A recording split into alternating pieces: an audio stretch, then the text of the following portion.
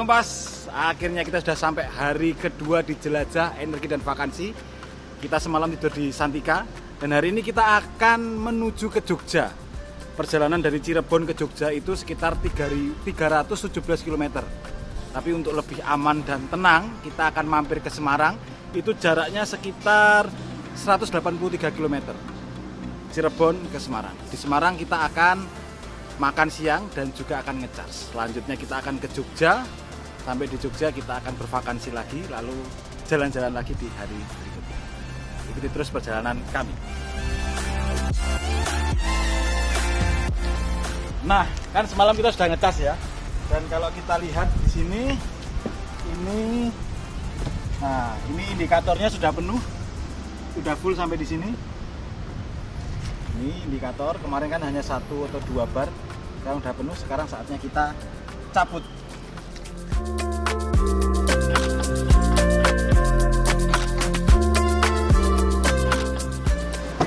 Sudah kita cabut, Mas Daono juga sudah datang.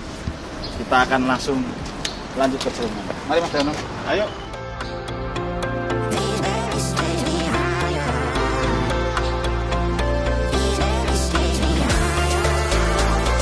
Oke Mas Daono, kita lanjut perjalanan ke Semarang. Oke, sampai ketemu di Semarang.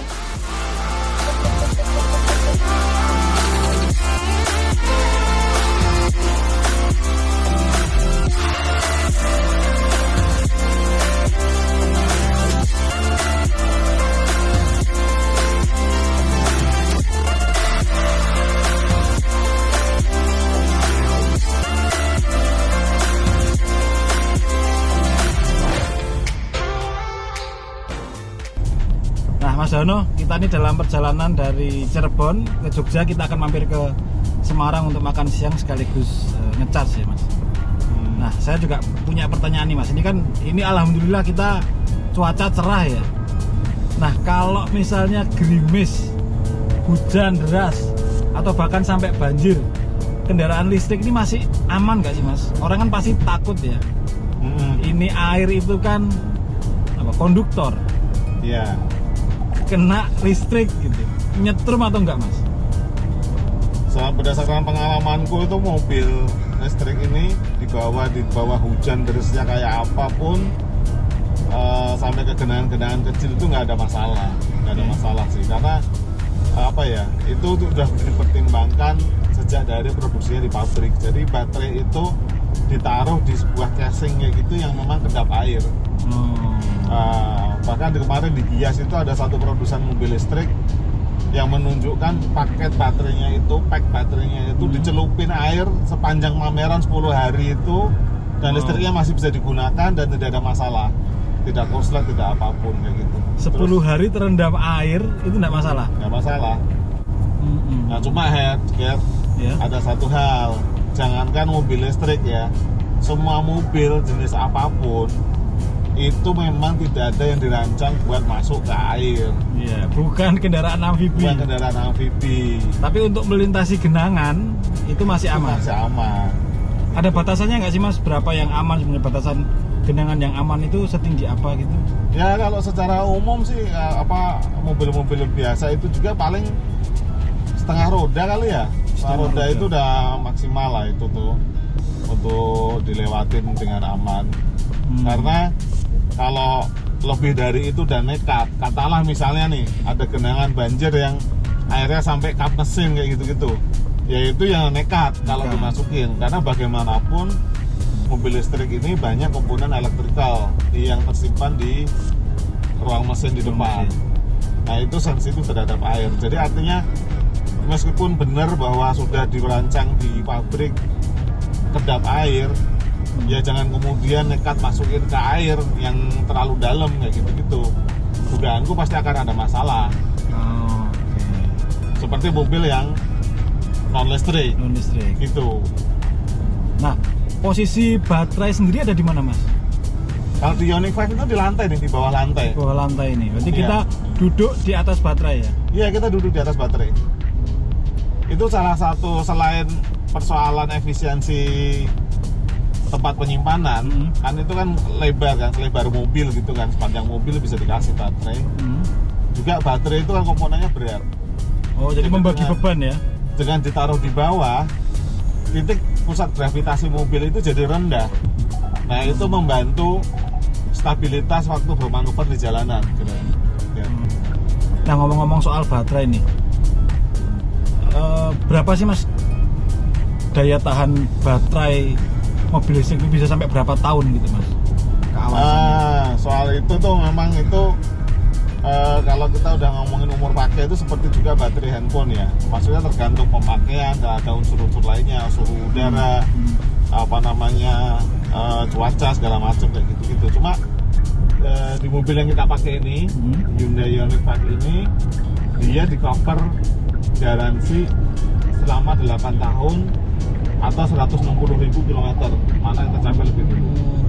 Jadi selama 8 tahun itu kalau ada masalah dengan baterai, digaransi tuh, diganti sama pabrikan. Karena kalau harus setelah garansi habis sih memang kalau ada apa-apa ya harus ganti baterai ya. Ya itu memang salah satu masalah tuh potensi problem di mobil listrik itu memang kalau garansi udah habis dan baterai rusak. Itu gantinya memang masih mahal ya. Oke Mas Dahono, kita sudah sampai gerbang tol Kali Kangkung nih. Baterai tinggal 37%. Sesuai manajemen perjalanan kita berhenti dulu di Semarang untuk wisata kuliner sambil ngecas. Ya betul. Karena sisa jarak 133 km meskipun kayaknya masih nyampe sampai Jogja tapi terlalu mepet. Ya. Jadi mending ngecas sekarang. Kita nggak tenang, mending kita ngecas dulu di Semarang. Mumpung ada fast charging. Wah, fast charging. Kita belum pernah nyobain. Belum, dari kemarin belum. Ya? Betul. Oke. Kalau dari 37 sampai 100 kira-kira butuh berapa lama Mas? Pengalaman kemarin sih paling 1 jam. 1 jam ya. Cukup lah ya buat makan siang ya. Cukup, pas lah itu. Jadi di Semarang itu sekarang ada sedikitnya tuh 2 fast charging. Oke. Dua-duanya di kantor PLN UP3 Semarang sama PLN itu yang satunya itu Jawa Tengah. Oh, oke. Itu udah ada semua ready, bisa dipakai siapapun, pakai aplikasi SPKL PLN charge-in itu. Jadi nanti kita tinggal mobilnya kita tinggal charge, kita keluar dari makan, pulang mobil penuh. Jadi ke Jogja tenang.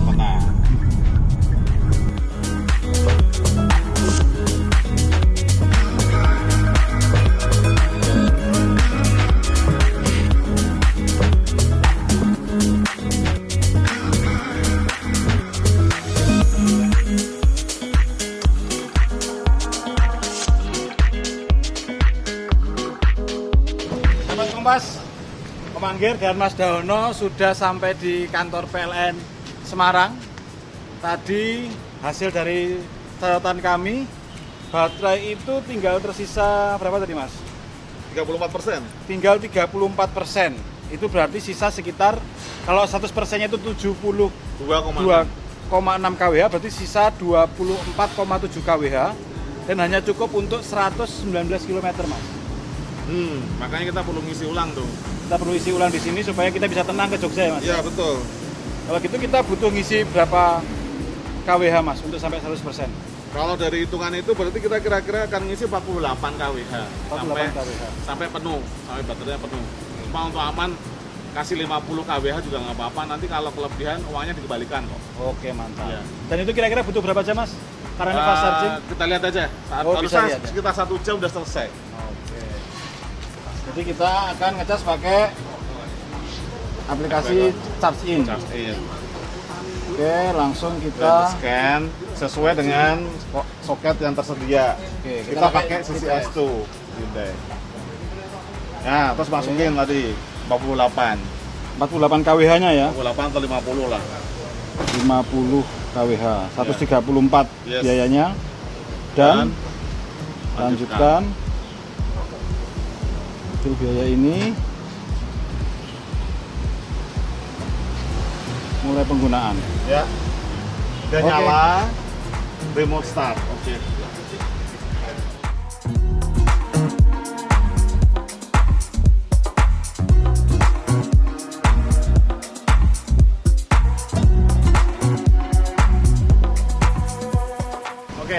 kita sudah berhasil mengisi proses pengisian ini ya. 48 kWh. Ya. Itu tadi berapa jam Mas kita butuh waktu? Itu kalau menurut indikator yang di dalam itu sampai 3 jam. Cuma 3 menurutku jam. gini, Ger. Kan kita ke Jogja udah nggak terlalu jauh ya, Oke. cuma 100 sekian kilometer kan. Nanti nggak Nggak sampai usah penuh sampai juga, penuh. nggak Oke. usah sampai penuh juga nggak apa-apa sih, kita masih bisa lanjut sih. Sambil nunggu kita cari makanan sekitar sini Mas. Ayo.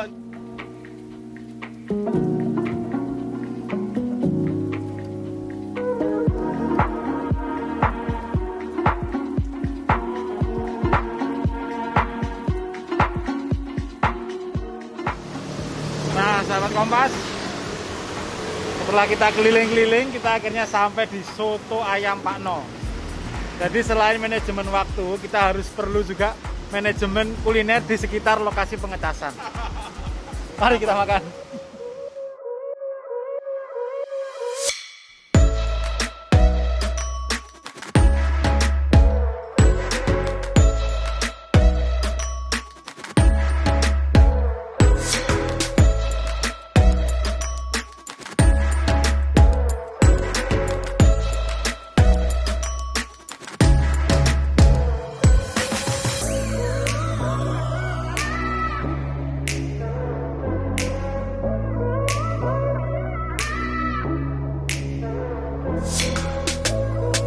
Selesai ngecas di Semarang, kita lanjut jalan ke Jogja Mas ya. Iya.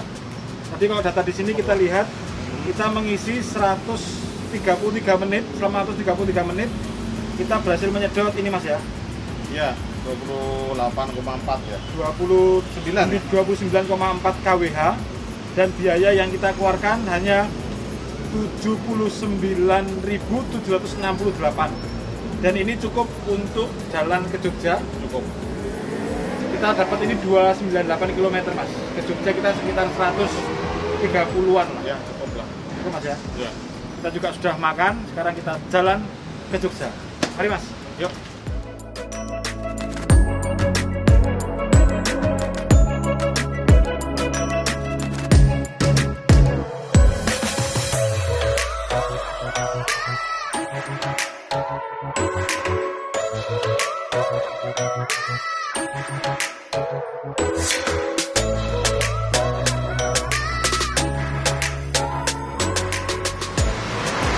Kita sudah sampai di Jogja dan belum lengkap kalau kita nggak makan ngemper, makan gudeg malam-malam.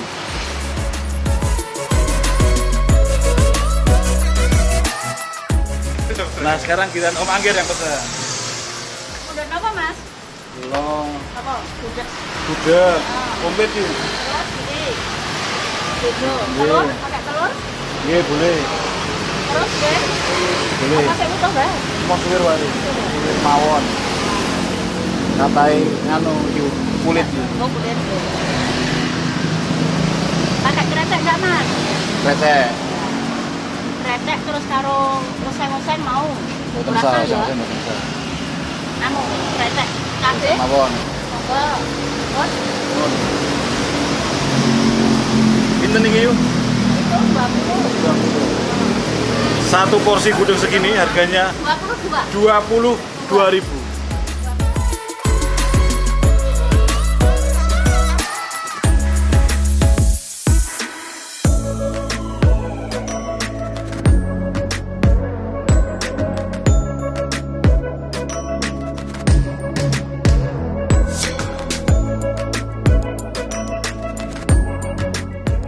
Nah kita sudah selesai makan di Gudeg Mbah Cokro, sudah malam banget ini.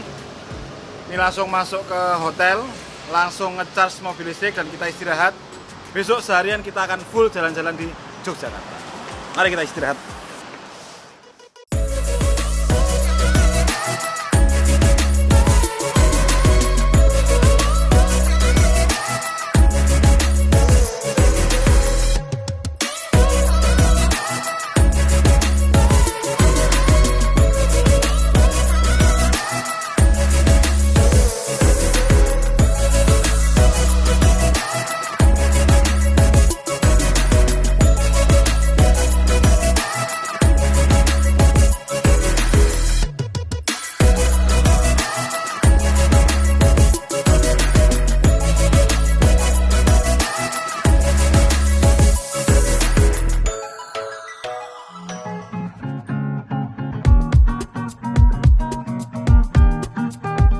Nah, sahabat Kompas, kita sudah sampai di hari ketiga. Kita di Jogja. Nggak afdol rasanya kalau nggak kita jalan-jalan di Jogja. Hari ini kita mau ke Omah Petruk dan juga kita akan lihat charging station yang konon katanya sudah ada di Candi Prambanan. Yuk kita kemon.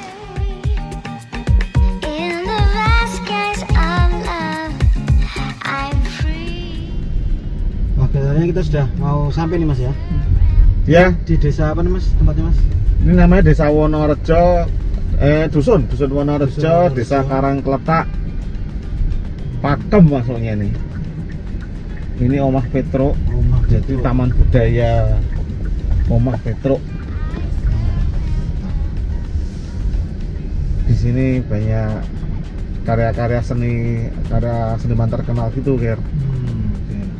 Teman-temannya Romo Sindu yang kemudian dipajang di sini apa namanya karya-karyanya bagus-bagus. Nanti kita lihat di dalam deh. Oke, saatnya kita bervakansi nih. Siap.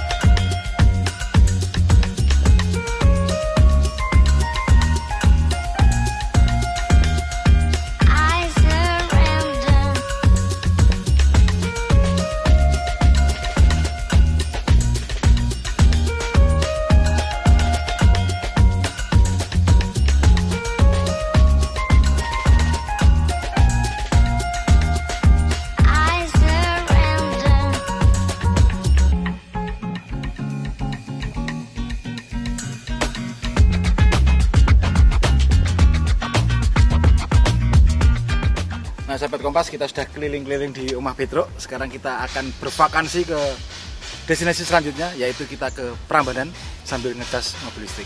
Ya, kita kemana?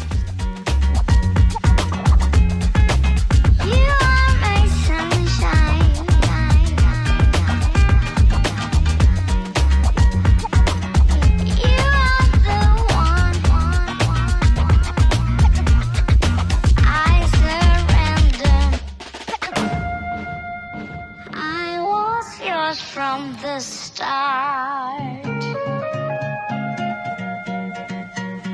together we will be stronger than all. Nah, Ger, Iya, Mas. kita udah mulai bisa ngecas nih, ternyata lancar. Bisa Oke. langsung ngecas pakai CCS2.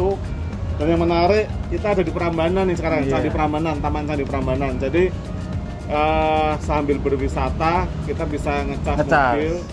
Dari waktu pulang mobil udah penuh, baterainya Mantap. tinggal kita pakai ke tempat lain. Menarik. Tapi asik juga, Mas ya. Tapi kita nggak ada keterangan ini sudah ada di sini sejak kapan dan ini programnya siapa gitu ya, Mas ya. Betul, itu dia tuh. Oke. Aku nggak tahu juga mulai kapan mulai ada di sini nih. Iya. Selamat siang Mas. Ya, Pak. Selamat siang, Pak. Selamat datang di Terima Prambanan. kasih, Pak. Gimana?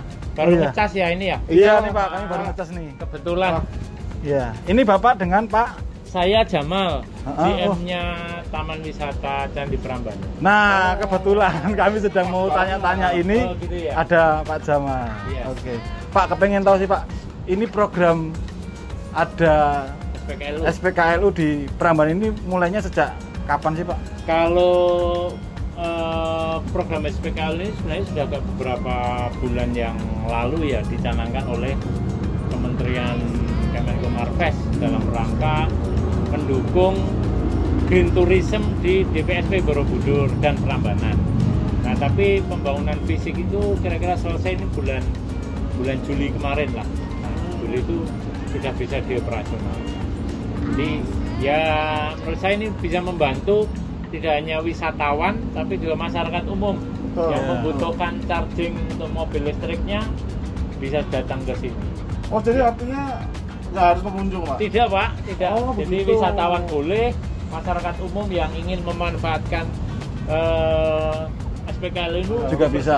Oh, oke. Menarik ya. Ya, Artinya semakin banyak infrastruktur Iya. pengecasan mobil ini betul, betul. ya. Iya. Jadi iya, memang iya. kenapa ini dilokasikan di sini karena Ya Prambanan terutama ini kan menjadi apa namanya hubnya antara Jogja sama Solo. Jogja Solo. Ya, Oke. satu. Yang kedua kan kita juga ada armada Damri yang melayani rute mandatori itu Jogja, Malioboro, Breksi, Prambanan, Borobudur. Oh, oke. Nah, itu trayek yang mandatori Damri. Nah, Damri juga punya program nanti ke depan itu Bis listrik. armadanya menggunakan energi listrik. Oke. Nah, saya kira pas lah. Dengan adanya Nanti, ini ya. nanti tinggal pihak PLN mempersiapkan charging baru yang jenis baru untuk Bis listrik. kebutuhan bis itu.